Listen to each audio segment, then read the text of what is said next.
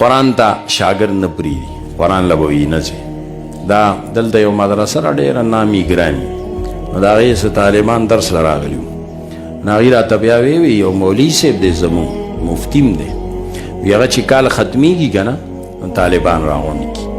هلکه غواړي چوټیانې شوې چیلې له لاړ شئ، ښه صرف نحوې دورې له لاړ شئ، قرآن له لاړ نه شئ.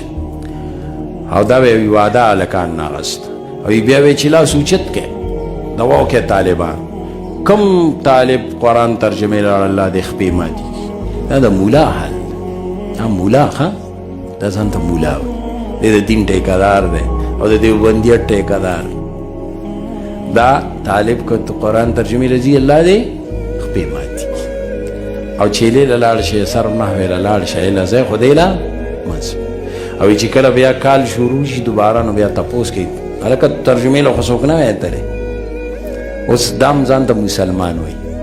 اوس کو سړی وایي چې دا کافر دی نو وایي تاسو بیا سختي کوئ، فتوی دا کفر نه دی نور څه دي. چېرته یې دو نه وی چې هلکه سلیماته مزه دا مه کوئ، لوفري مه کوئ، نو قرآن له مزه.